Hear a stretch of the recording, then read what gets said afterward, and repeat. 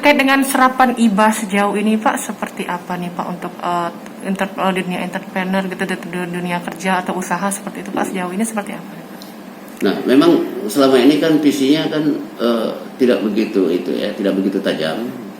Nah, ini di masa saya selaku rektor itu saya rombak semua, saya kaji kembali nilai-nilai yang ditanamkan oleh pendiri Yayasan IBA. Dalam hal ini Ibu Ida dan almarhum Bayumi Wahab. Sebagaimana ketahui, almarhum ini kan tidak hanya mendirikan masjid di sini aja di universitas, tapi juga bermacam-macam masjid, termasuk di dusun itu. Saya kira itu satu manifestasi tingkat keimanan tingkat religiusitas sendiri ya. Nah, Ibu Ida punya pandangan awal bahwa ketika masa-masa kita merdeka di Sumatera Selatan ini tahun-tahun 55 gagasan itu sudah ada. Nah, diwujudkan pada tahun-tahun 60-an dengan gedung ini berdiri ya. Nah, Ibu Ida itu berpikir waktu itu bagaimana anak-anak di Sumatera Selatan yang sangat sulit akses pendidikan. Kemudian ia menggagas bagaimana bisa mendirikan lembaga-lembaga pendidikan di bawah Yayasan IBA. Nah, gagasan almarhum Ida ini, Ibu Ida ini didorong oleh suaminya, dalam hal ini Bayumi. Nah, Bayumi sendiri sebenarnya sudah cukup akrab dengan dunia pendidikan. Almarhum Bayumi Wahab, dia penggagas fakultas kedokteran di Tarumanegara. Karena itu visi-misi Fakultas Kedokteran Tarumanegara itu meletakkan nama almarhum Bayumi Wahab. Bayumi Wahab kenapa menggagas Fakultas Kedokteran di Tarumanegara? Karena dia punya pengalaman mendirikan rumah sakit yang bermasalah di Jakarta, Sumber Waras. Nah, itu Bayumi banyak memberi kontribusi berdirinya rumah sakit Sumber Waras ketika bermasalah di pemerintahan Ahok itu kan, yang diduga ada korupsi segala macam itu ya. Tapi terlepas dari soal itu, soal korupsi tadi, bahwa rumah sakit Sumber Waras itu kontribusinya besar yang dilakukan oleh almarhum Bayumi, yang kemudian melahirkan gagasan untuk mendirikan Fakultas Kedokteran sebagai sumber daya yang akan mengelola rumah sakit itu. Nah, pengalaman almarhum ini kemudian mendorong dia mewujudkan mimpi istrinya, dalam hal ini Ida Bayumi tadi, sehingga lahirlah Yayasan IBA. Di bawah Yayasan IBA itu ada TK sampai universitas. Nah, gagasan-gagasan demikian ini kemudian kita terjemahkan sebagai mandat dari Undang-Undang Dasar 1945. Sebagaimana kita tahu ada tugas pokok di negara itu kan tercantum di dalam pembukaan Undang-Undang Dasar 45, antara lain yaitu mencerdaskan kehidupan bangsa. Nah, Ida Bayumi mencoba menerjemahkan itu dalam bentuk konkret. Lahirlah Yayasan IBA dengan lembaga-lembaga pendidikan dari taman kanak-kanak atau TK sampai kepada universitas. Nah, itu satu yang kita coba teruskan itu. Kemudian kita juga melihat ada nilai-nilai entrepreneur di dalam diri almarhum Bayumi yang sangat kuat, kental itu. Karena itu nilai-nilai yang kita tanamkan juga ke dalam visi-misi kita, yang kita harapkan kelak akan memberi kontribusi kepada masyarakat.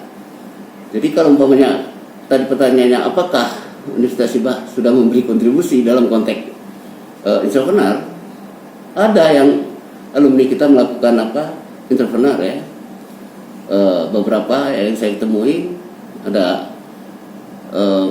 jualan, kemudian ada juga yang jadi kontraktor, ada juga yang bergerak dari membuka bengkel yang cukup besar ya.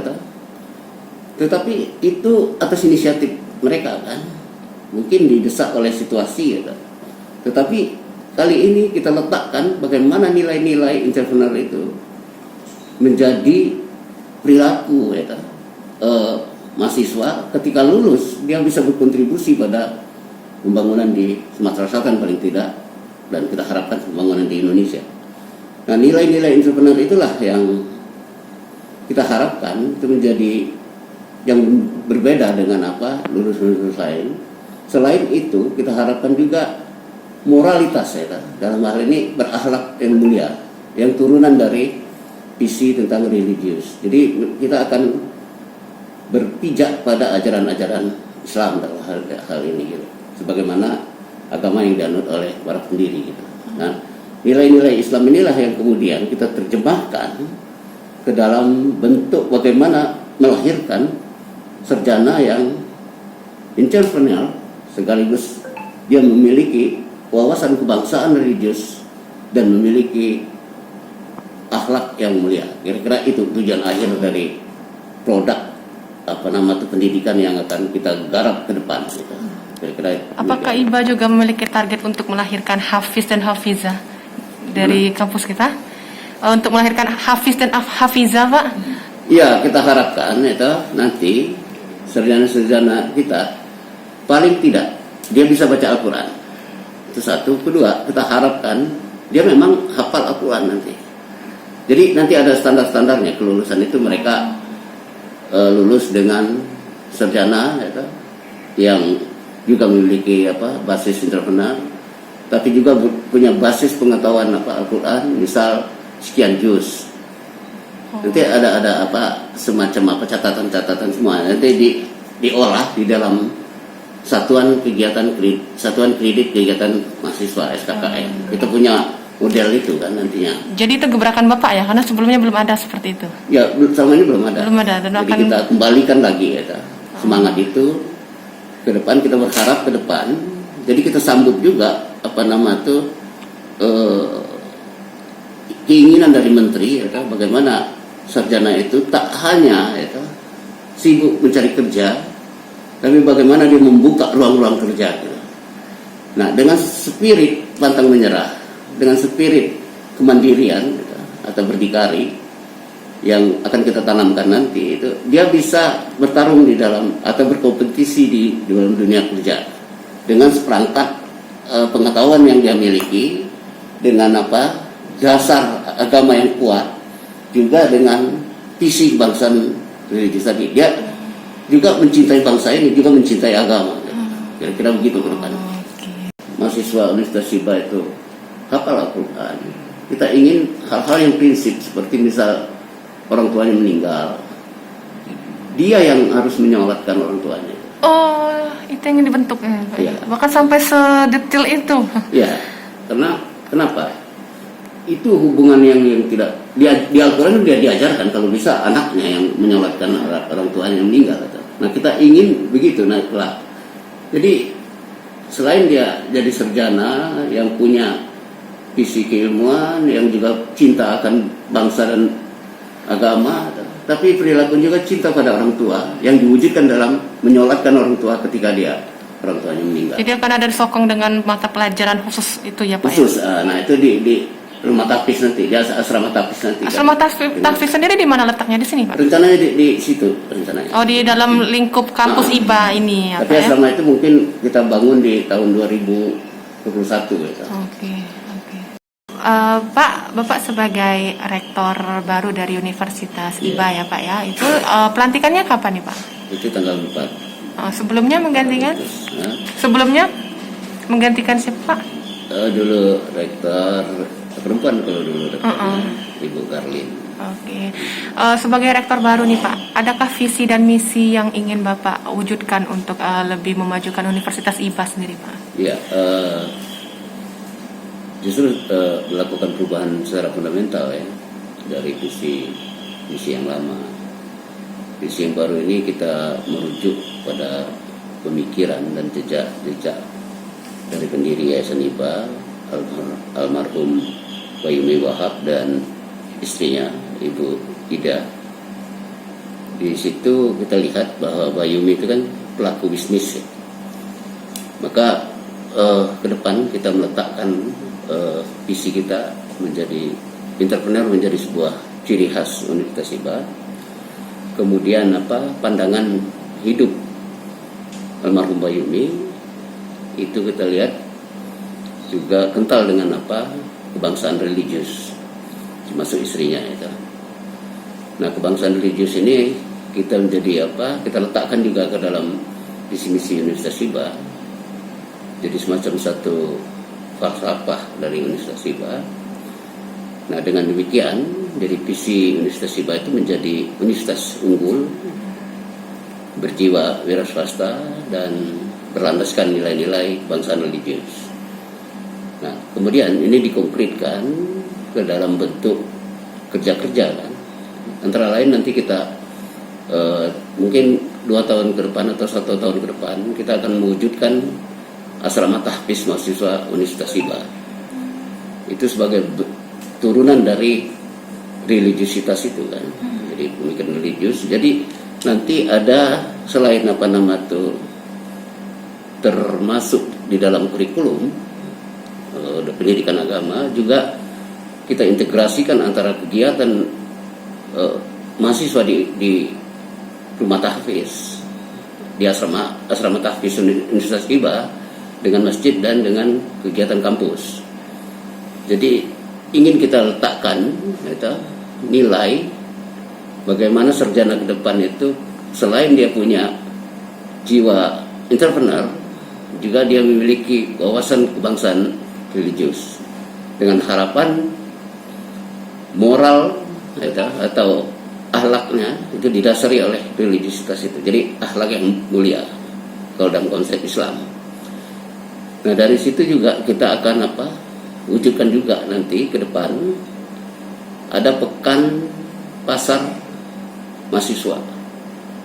Ini sebagian dari bentuk bagaimana mahasiswa nanti dilatih untuk menjadi sarjana yang selain dia punya bekal ilmu pengetahuan dari masing-masing prodi, juga dia memiliki perspektif tentang atau kejiwaan tentang kewirausahaan atau entrepreneur.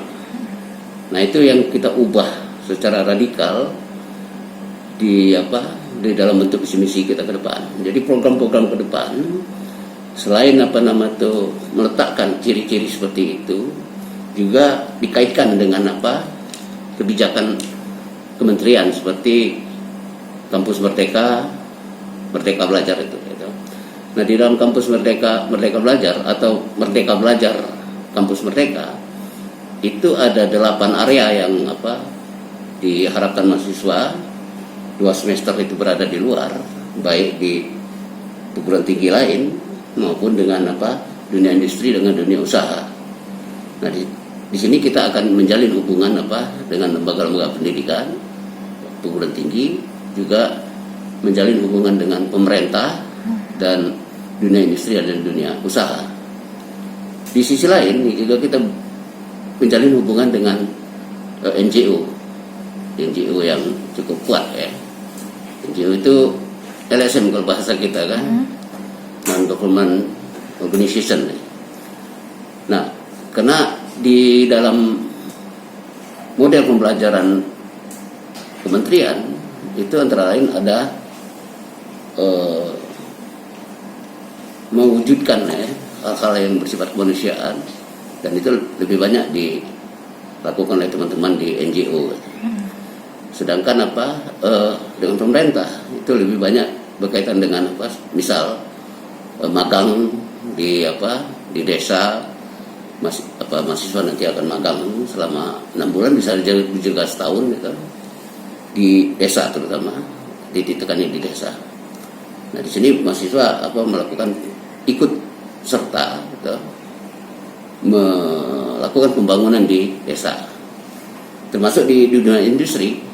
Jadi ada 2 semester hak mahasiswa untuk studi di luar, selain 1 semester studi di kampus sendiri di prodi yang berbeda. Nah, itu kita kaitkan semua antara visi misi tadi dengan kebijakan-kebijakan kementerian. Di sisi lain kita ingin juga membangun ke depan universitas ini nilai-nilai yang sudah diletakkan oleh almarhum Bayumi Wahab dan Ibu Ida itu terinternalize di dalam Sivitas Akademika di Universitas Hiba. Artinya kita akan melakukan pembinaan, pengembangan, bagaimana seluruh Sivitas Akademika Universitas Hiba itu memiliki spirit interpersonal, sekaligus memiliki visi yang luas tentang apa kebangsaan religius itu. Kenapa kita memilih kebangsaan religius? Itu berangkat dari pikiran-pikiran almarhum Bayumi. Sebenarnya kebangsaan religius ini kalau kita tarik akarnya, ternyata itu adalah berbasis pada filsafat Pancasila. Nah, jadi tidak lepas juga dengan Pancasila. Kita izin sedikit flashback nih Pak, perjalanan karir Bapak nih sebelum menjabat sebagai Rektor IBA ini kan dengan segudang pengalaman. Selain dosen, Bapak juga sebelumnya juga jurnalis, aktivis seperti itu, dan pekerja seni juga Pak, pengamat seni ya, seperti itu kita sebutnya ya. Itu dari sekian banyak bidang yang Bapak tekuni ini, yang menurut Bapak yang paling berkesan bagi Bapak itu apa nih Pak? Yang paling berkesan tentu saja ketika saya jadi wartawan. Kenapa paling berkesan pada wartawan? Karena pertama bekal saya jadi wartawan itu kan ketika saya di Yogyakarta ya, ketika mahasiswa saya ikut pelatihan jurnalistik yang diselenggarakan oleh organisasi Islam HMI dalam hal ini. Kemudian pada saat itu juga akan diselenggarakan pelatihan jurnalistik oleh tabloid kampus Gelora Mahasiswa atau GEMA itu tabloid kampus Universitas Gadjah Mada. Nah, pada saat saya selaku salah satu peserta, itu koran kemudian dibredel gitu. Nah, pembredelan itulah yang kemudian melahirkan pertanyaan-pertanyaan saya terhadap kondisi politik gitu. Yang kemudian saya jadi aktivis gitu. Menolak bentuk-bentuk praktek-praktek yang otoritarian terhadap pers dalam hal ini pers mahasiswa waktu itu. Nah, dari pengalaman saya sebagai pers mahasiswa, karena itu waktu itu saya punya mimpi menjadi wartawan itu seperti Muhtar Lubis gitu kan. Itu idola saya selain Rosian Anwar ya. Nah, dua tokoh inilah yang banyak saya baca bukunya, yang kemudian mewarnai bahwa wartawan itu, apalagi kalau saya baca salah satu filsuf Prancis seperti Albert Camus gitu. Dia menyatakan bahwa wartawan itu pekerjaannya tak ubah seperti pekerjaan intelektual. Nah, karena itu pertanyaan saya kemudian dari Albert Camus ini mendorong saya masuk ke dunia jurnalistik gitu. Nah, di dunia jurnalistik selain mengungkapkan kebenaran, fakta-fakta kebenaran, menulis hal-hal yang sifatnya mengontrol kebijakan, gitu. Ada satu hal yang membuat saya sangat berkesan, gitu. Ketika saya mengungkapkan bersama teman-teman Seripu, gitu. Waktu itu praktek yang dilakukan, kejadian yang dilakukan di Kodam sebenarnya. Waktu itu sebenarnya kasus hukum yang harus dilakukan oleh pihak polisian, tapi mungkin waktu itu situasi politik sangat berbeda sehingga pelaku ini kemudian ditahan di Kodam. Nah, kemudian kita explore bersama teman-teman wartawan Seripu, dalam hal ini almarhum Ajong kemudian almarhum Ismet yang terlibat, kemudian Mbak Weni juga terlibat kalau nggak keliru itu, sama Eli Rosita. Nah, di situ kita dipanggil Kodam gitu loh. Saya agak terkejut juga waktu itu kan. Kata Bang Herman kita itu di acara silaturahmi gitu kan. Tapi saya waktu itu udah menangkap ini persoalan politik. Jadi itu ternyata benar dugaan saya. Di situ sedikit diteror oleh tentara waktu pertemuan itu. Nah, di situ saya melihat bahwa pers pada masa itu agak sulit kita menjelaskan persoalan-persoalan kebenaran. Akhirnya saya kembali ke kampus. Nah, kesan itulah yang sangat dalam bagi saya. Di samping kesan ketika saya belajar menulis di majalah ya, majalah. Waktu itu di Forum Kebudayaan Refleksi yang dipimpin oleh M. Ainun Najib, itu kan menerbitkan buletin refleksi kebudayaan refleksi, itu buletin kebudayaan. Di situ juga saya mulai belajar menulis ya. Nah, pengalaman di situ juga yang sangat berkesan ketika saya harus mewawancarai beberapa ahli-ahli di Jogja ya, seperti Umar Khayyam dan sebagainya kan. Waktu itu masih hidup Umar Khayyam. Nah, pengalaman itulah yang membuat saya berkesan di awal ya. Saya memulai karir di jurnalistik. Kemudian saya mendaftar di waktu itu di Pesda ya, Kompas ya. Kemudian dilatihlah selama 2 minggu mungkin atau 3 minggu waktu itu ya, oleh teman-teman di Kompas, termasuk Lavalendo, Bang Herman Darmo itu. Kemudian yang paling berkesan saya ketika saya diperintahkan oleh Valendoy waktu di Pesda itu untuk menindaklanjuti atau follow up berita tentang Sungai Sekanak. Sungai Sekanak waktu itu saya ke kantornya, kan di situ nggak boleh masuk, harus ikut, harus lapor di humas dulu segala macam. Nah, saya teringat waktu itu Valendoy waktu ngajarkan, kalau kamu sebagai wartawan itu harus berani menembus dinding-dinding yang sehingga dapat kita sumber informasi langsung gitu, dari yang kita kejar itu. Nah, waktu itu saya berpikir kan, daripada saya nunggu humas, saya tembus saja. Saya agak tipu-tipu dikit kan, mau kemana? Dia bilang mau cari uang untuk water close gitu. Saya naik ke atas. Nah, di atas saya tunggu kan. Dalam itu keluar dirjen itu kan. Saya wawancarai aja, marah rupanya dirjen itu kan. Harusnya kan adalah koordinator Sapam kan gitu kan. Nah, ada lama habis saya tanya tuh, Pak gimana Pak soal Sekanak itu tadi gitu. Wah, no comment dia bilang kan. Habis no comment tuh mungkin dia nelpon ke bawah kan. Saya lihat banyak Sapam kan mau ke arah saya kan. Wah, saya lari itu. Saya lari kan sampai dikejar-kejar oleh Sapam, kemudian saya lompat ke pagar gitu kan. Habis lompat pagar aman kan, saya langsung cari taksi kan ke Palmerah, ke Pesda. Saya lapor kan. Wah, itu tidak boleh. Ternyata kalau menurut wartawan situ harus sama-sama dengan wartawan, kan ada yang ngekos di Dirjen Sungai gitu ya. Nah, waktu itu saya agak membandel karena saya teringat omongan Valendoy ya, harus berani nembus itu kan. Saya praktekin teori itu, ternyata kena marah oleh Sapam gitu kan. Itu kesan saya kan. Akhirnya kena banting dikejar gitu kan. Nah, itu membuat saya terkesan pertama kali saya terjun ke jurnalistik yang profesional ya. Kalau waktu mahasiswa kan dianggap belum profesional ya.